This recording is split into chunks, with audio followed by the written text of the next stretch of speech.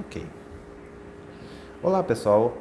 Então, dando continuidade ao nosso curso, agora de maneira virtual, então eu preparei aqui uma aula sobre o assunto de EDO linear com coeficientes constantes. Aqui a gente tivemos uma aula sobre isso. Então, vou partir aqui da equação homogênea, H. Esses coeficientes AJ são todos constantes. E associado a essa EDO, nós temos uma equação chamada equação característica, né? Que é a equação polinomial, que tem a seguinte propriedade. Essa propriedade número 1. Lambda é raiz da equação característica se somente se y exponencial de lambda x é a solução de H.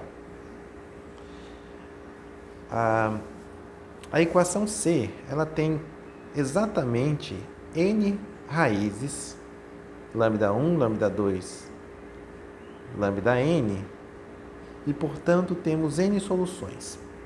Tem um detalhezinho, esses lambdas i's, na verdade, eles são complexos, em geral. Ok? Item 3. O espaço de soluções de H tem dimensão n. E, portanto, nós temos essas soluções, exponencial de lambda 1x até yn, que é exponencial de lambda nx. Se essas soluções forem LIs, então essa YH é a solução geral de H. Bom, nem sempre essas soluções vão ser LIs. Por exemplo, se eu tiver duas raízes iguais, né, lambda 1 igual a lambda 2, automaticamente esse conjunto já não é LI, porque tem duas funções iguais. Ok? Então, para estudar todos os casos, a gente vamos, na verdade, dividir a nossa tarefa em 3 partes. O primeiro caso é quando as raízes da equação característica são todas reais e distintas. Então, nesse caso, eu posso escrever lambda 1 menor que lambda 2, menor que lambda n, são são as raízes da equação característica. Cada uma delas me fornece uma solução da forma exponencial de lambda jx. Então, vou ter n soluções. E essas soluções são linearmente dependentes. Tá? É possível fazer uma continha e mostrar que elas são linearmente independentes. Então, se elas são linearmente dependentes, então ela gera todo o espaço de soluções da minha equação, da minha EDO, uma vez que o espaço das soluções tem dimensão exatamente n. Então, nós temos a solução geral YH de x, que é C1 exponencial de lambda 1x, tarará, até Cn exponencial de lambda nx. Essa aqui é a solução geral de H. Então, vamos ver um exemplo, rapidinho. Considere essa EDO, y duas linhas menos 7y' mais 6 igual a 0. A equação característica dela, você troca a derivação por potência e troca o y por lambda. E então, aqui tem um errinho. Tem um errinho que é o seguinte. Deixa eu só observar isso com vocês. Deixa eu pegar aqui. Aqui está faltando, ao lado do 6, na verdade, é assim. É y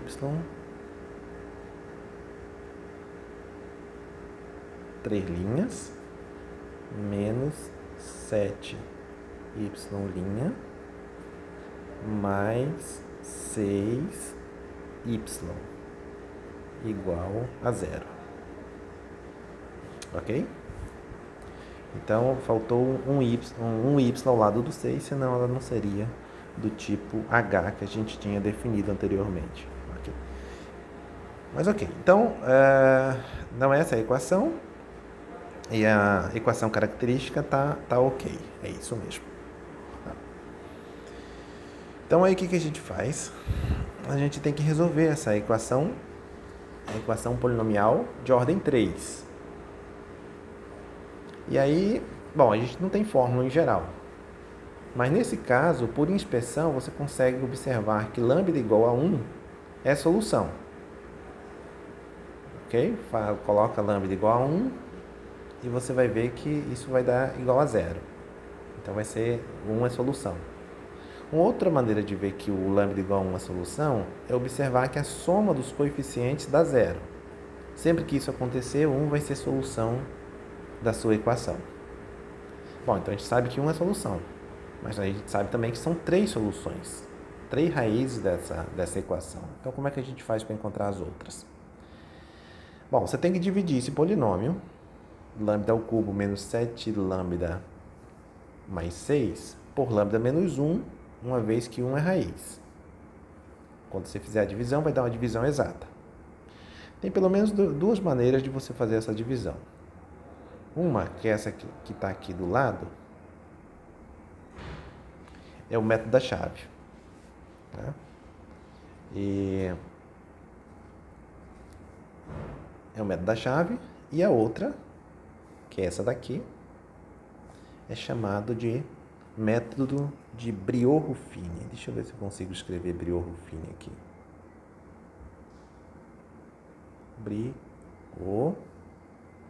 tem um tracinho, e Ruffini. Ruffini. É isso aí. Claro que eu vou apagar agora. Pronto.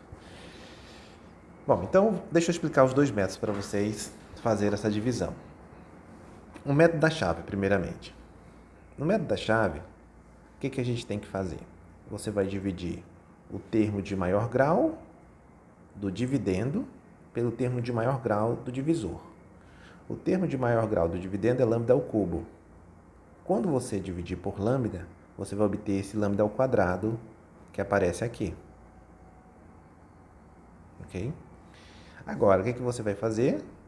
Você vai multiplicar esse lambda ao quadrado pelo divisor. Lambda ao quadrado vezes lambda vai dar lambda ao cubo. Só que você vai colocar com o sinal contrário aqui, porque depois você quer fazer uma soma algébrica. Então, você vai escrever menos lambda ao cubo. E aí, depois, lambda vezes menos 1 vai dar menos... Aliás, lambda ao quadrado vezes menos 1 dá menos lambda ao quadrado. Colocando o sinal contrário, vai dar mais lambda ao quadrado. E aí, você soma.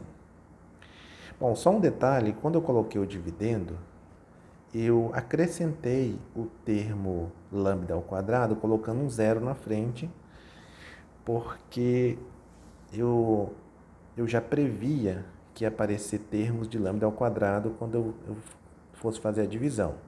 Então, para colocar termo semelhante embaixo de termo semelhante, é bom completar, sempre completar esse polinômio. Ok? Bom, continuando, depois faz essa soma algébrica, esse lambda ao cubo vai cancelar com menos lambda ao cubo, vai ficar lambda ao quadrado, menos 7 lambda mais 6, repete o processo novamente, e até você chegar naquele quociente, e o resto é igual a zero. Ok? Bom, como é o método de Briot-Ruffini? Bom, essa aqui é uma coisa que a gente aprende lá no ensino médio, que é o seguinte: sempre que você tiver que dividir por lambda menos 1, você pega esse 1, na verdade é lambda menos a em geral, né? Você pega o a, nesse caso a é igual a 1, e coloca aqui, nessa posição. Aqui em cima vão ficar os coeficientes do seu polinômio. Os coeficientes, não pode esquecer do zero agora. O do lambda ao cubo é 1, do lambda ao quadrado é 0, do lambda é menos 7 e o termo independente é igual a 6. Ok? Depois que fez isso, a regra é o seguinte: você pega a raiz aqui. Primeiro você baixa o primeiro coeficiente. Baixa o primeiro coeficiente. Bom, baixou 1, então ficou 1 aqui o primeiro coeficiente aqui que você obteve por esse processo. Depois você faz o seguinte: pega a tua raiz, que é o 1, e multiplica o 1 que você baixou, e depois você vai somar com o próximo coeficiente. Então, faz o próximo, você soma. Então, 1 vezes 1, 1, mais 0, você obtém 1. E aí obteve esse número bem aqui. Esse 1. Depois, o que você faz? Pega novamente esse 1 e multiplica por esse 1. O resultado você soma com o menos 7. E aí você vai obter menos 6. Ok? Repete o processo. Pega o menos 6, multiplica pelo 1 e depois você soma com o 6. Você vai obter 0. Obteve 0. O resto, esse aqui vai ser o resto da divisão do seu polinômio por lambda menos 1. O resto é 0 nesse caso, porque a gente sabia que 1 é a raiz do polinômio. Esses caras que você obteve aqui embaixo, esses 3 carinhas aqui, são os coeficientes do polinômio quociente. Então, o polinômio quociente está aqui. É lambda ao quadrado mais lambda menos 6, que é o mesmo que a gente tinha obtido ali pelo método da chave. Ok? Então, quer dizer que o polinômio lambda ao cubo menos 7 mais 6, ele se fatora dessa forma aqui. Ok? Bom, e ele é igual a 0. Bom, para completar, a gente tem que fatorar ainda esse lambda ao quadrado mais lambda menos 6. Ok? Então, vamos lá. Falta fatorar lambda ao quadrado mais lambda menos 6. Então, o que você faz? Você encontra as raízes dessa equação, lambda ao quadrado mais lambda menos 6. Encontra 2 e menos 3. E aí, então, o lambda ao cubo menos 7 lambda mais 6 se fatora como lambda menos 1, lambda menos 2, lambda mais 3. Ok? Então, essas são as raízes da equação característica. Lambda igual a 1, lambda igual a 2 e lambda igual a menos 3. Eles dão 3 funções que são linearmente independentes e que são soluções de H. E a solução geral de H é a combinação linear das 3.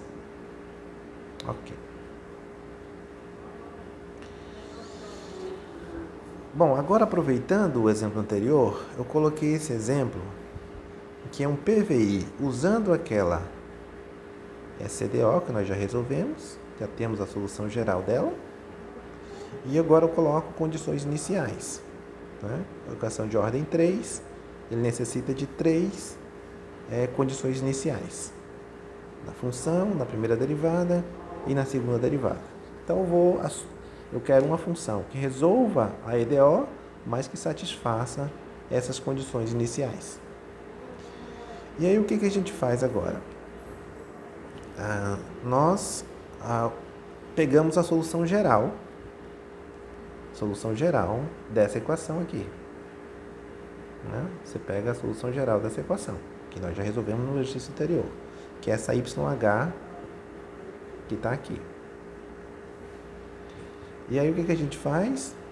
Escreve a YH, deriva, e deriva de novo, e aí obtemos a expressão da derivada e da segunda derivada. Usamos a condição inicial, então a gente faz x igual a 0 nas 3 equações acima. Né? Quando você faz x igual a 0, veja que tem exponencial de 0, isso aí vai ficar dando 1.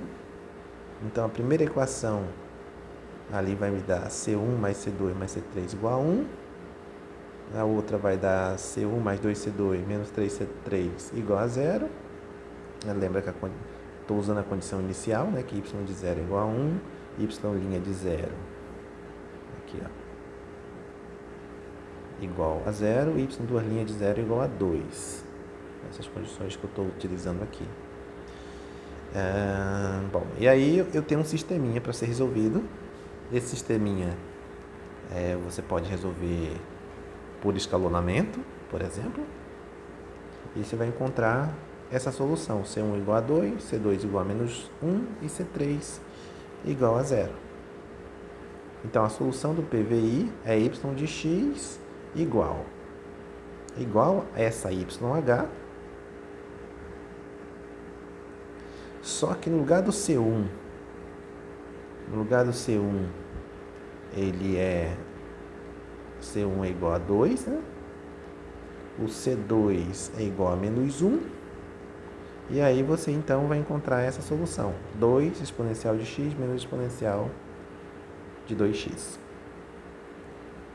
Ok? Então, esse foi o primeiro caso em que as raízes são reais e distintas. Agora vamos analisar o segundo caso, que é quando as raízes são reais, mas pode ter raízes repetidas. Então, eu vou começar aqui com a equação H mais para n igual a 2, que é mais simples de ser analisada.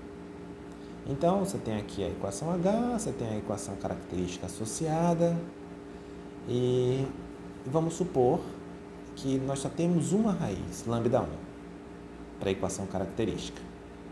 Então, é porque esse polinômio, A2, lambda 2 mais A1, lambda, mais a lambda, A0, ele se fatora dessa forma.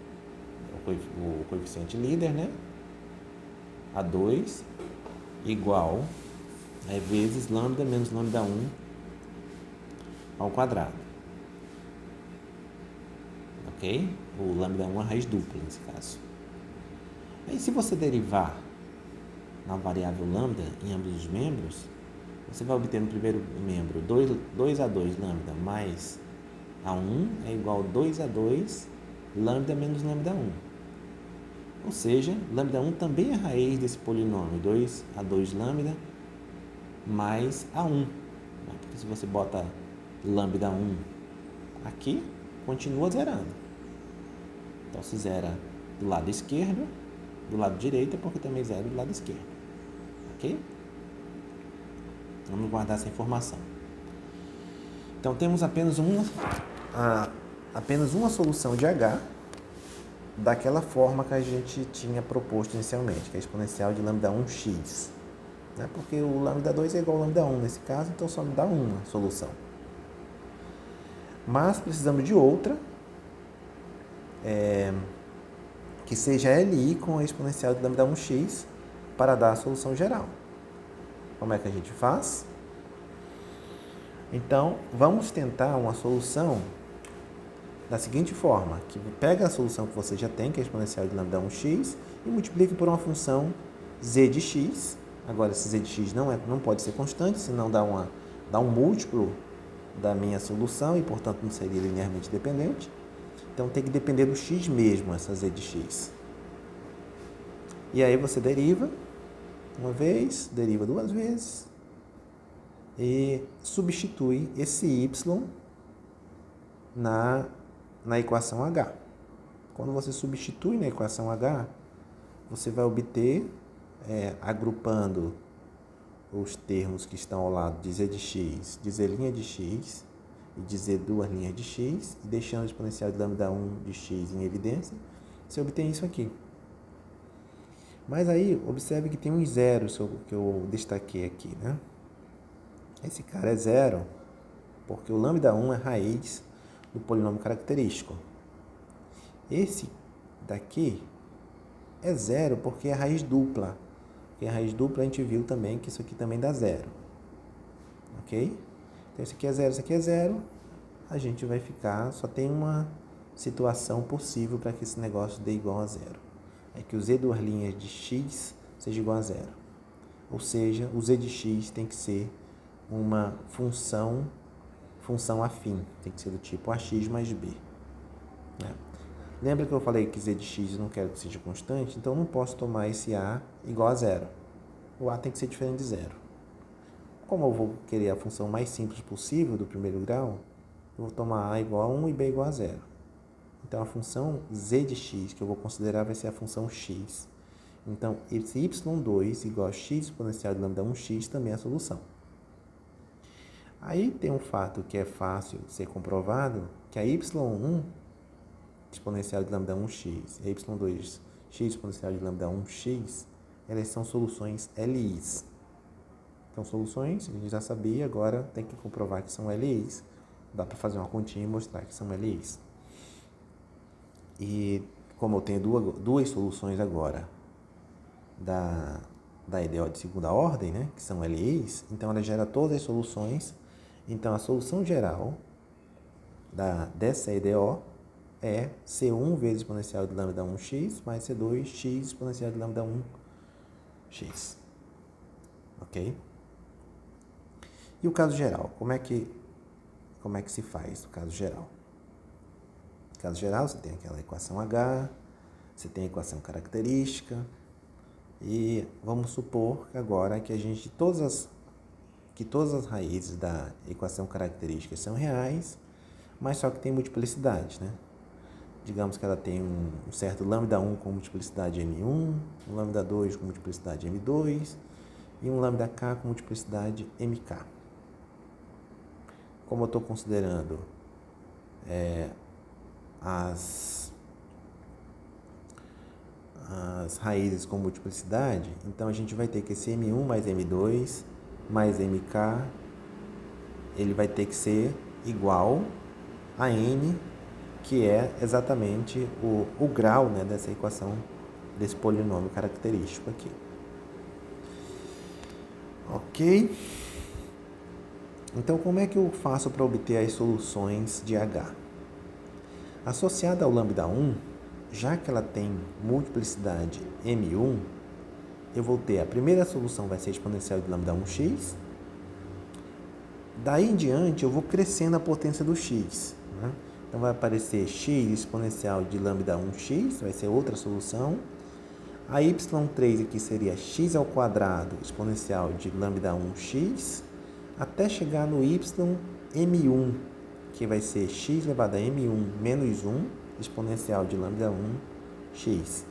Ou seja, uma raiz que tem multiplicidade m1 vai me dar no total de m1 soluções da minha ideal H, e essas soluções são linearmente independentes. Você faz a mesma brincadeira para o lambda 2, mas você continua a contagem a partir do m1. Então, a m1 mais 1 vai ser exponencial de lambda 2x, m1 mais 2 vai ser x exponencial de lambda 2x, até chegar no m1 mais m2, que vai ser x elevado a m2 menos 1, exponencial de lambda 2x. Ó, eu fiz um também para o lambda 3, e até chegar no lambda k, que vai ser a última raiz.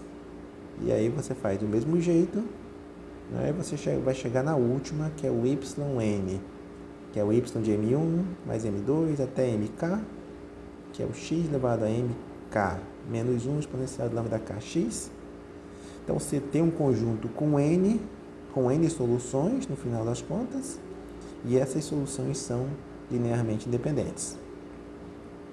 E aí a solução geral vai ser a combinação linear dessas n soluções. Vamos ver no exemplo como é que isso fica, né? Então, resolva a EDO y 3 linhas menos 3y 2 linhas mais 3y' menos y igual a zero. Então, aqui nós temos a equação característica. Isso aqui é um trinômio, aliás, é um cubo perfeito. Esse é o nome. É um cubo perfeito. Então, lambda menos 1 ao cubo igual a zero. Então, automaticamente, 1 é raiz tripla, né? Porque é lambda menos 1 ao cubo. Então, significa que 1 é raiz tripla. E, portanto, só tem uma raiz, né, da equação característica. Mas como ela é raiz tripla, você vai ter três soluções linearmente dependentes associadas a elas. Uma é exponencial de 1x, né, que é exponencial de x. A y2, basta pegar a primeira e multiplicar por x. E a última, você vai multiplicar por x ao quadrado. Né? Essas aí são soluções LI de H. Agora, como eu encontrei 3 soluções linearmente independentes de H, esse aí vai gerar todas as soluções. Então, a solução geral é dada pela combinação linear das três funções aí. O terceiro caso é o caso em que as raízes não são reais, né? Você tem raízes complexas de fato, né? Que tem a parte imaginária não nula. Então, você tem a equação H, tem a equação característica, e imagine que você tem lambda igual a mais bi, digamos que é a raiz da equação característica. Tá? Então, tem um resultado de análise complexa que diz o seguinte: se você tem um polinômio com coeficientes reais, que é o nosso caso, e que você sabe que ele tem uma raiz complexa, então seu conjugado também é raiz. Tá? Então, quando você encontrar uma raiz complexa, então aqui eu estou imaginando que o b é diferente de zero. Se o b for zero, não é raiz, seria raiz real, né? Não seria uma raiz não real. B é diferente de zero. Então, você tem duas raízes de fato, quando você encontrar uma. Então, isso vai me dar duas soluções de H, que são essas duas aqui, só que elas são soluções complexas. A gente não quer soluções complexas. E aí, o que a gente faz? Usa o fato de que você está com a equação linear. Se é linear, você pode somar as duas, continua dando a solução, dividindo por 2 continua dando a solução, mas quando você soma a φx com a φ barra x e divide por 2, você vai obter uma função real, que é essa aqui, exponencial de ax vezes cosseno de bx. E se você fizer a subtração das duas, dividir por 2i, você também obtém uma solução real, que é exponencial de ax seno de bx. E essas são soluções reais e são linearmente independentes. Ou seja, então sempre que você encontrar uma raiz complexa, na verdade, você tem duas e vai te dar duas soluções linearmente independentes. Como é que é formada essa solução? A primeira solução vai ser a exponencial, você pega a parte real, que está aqui, é o A, nos dois casos. E então, a primeira solução vai ser y1 igual a exponencial desse ax vezes cosseno de bx. O b é a parte imaginária do número complexo.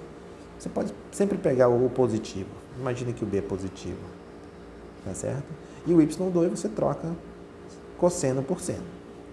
Então, você já tem duas funções linearmente independentes que são soluções da sua equação. Ok?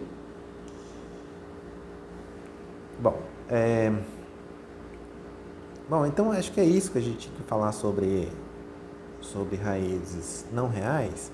Então vamos ver nos exemplos como é que a gente pode dar a solução de uma ideal qualquer desse tipo, do tipo H, através da equação característica, né? Aqui eu vou fazer o caso em que você tem raízes complexas. Então essa aqui, y, duas linhas mais y igual a zero, a equação característica lambda ao quadrado mais 1 igual a zero. Então, quando você calcula as raízes, é mais ou menos i. Observe que a parte real aqui é igual a zero. Então, você vai ter y1 igual ao exponencial de 0x cosseno de a parte imaginária. O que está ao lado do i é o 1. Né? Então, cosseno de 1x, que é o cosseno de x no final das contas. A y2 vai dar o seno de x. Essas aqui são as soluções ali de h. E, portanto, a solução geral é a combinação linear das duas. Então, a solução geral de h é C1 cosseno de x, C2 seno de x. O exemplo 4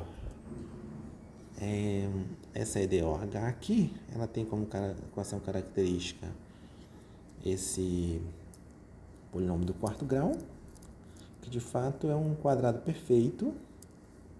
E aí, na fatoração, a gente observa que o 2i e o menos 2i são raízes duplas. Então, eu tenho dois números complexos apenas, que são soluções, só que são raízes duplas. Então, eu tenho que obter 4 soluções. Duas, eu já tenho que são esses dois caras aqui, y1 e y2, que vai ser a exponencial, nesse caso a parte real é igual a zero, vai ficar só o cosseno de 2x e o seno de 2x. Pelo fato de ser raiz dupla, né, se nós utilizarmos o mesmo esquema que a gente fez no caso de raízes repetidas, para o caso real, a gente também vai encontrar que x cosseno de x também é a solução. E a mesma coisa para o seno. X seno de 2x, né? Também é a solução. Então, isso te dá as 4 soluções que você precisa, e aí depois é só verificar que são linearmente independentes. Então, se são linearmente independentes, todas as soluções são geradas por essas 4, e a solução geral vai ser a combinação linear dessas 4. Ok? Então, por hora é só. Depois eu volto fazendo mais exemplos com vocês. E também vou fazer um vídeo com casos não homogêneos. Ok? Até a próxima.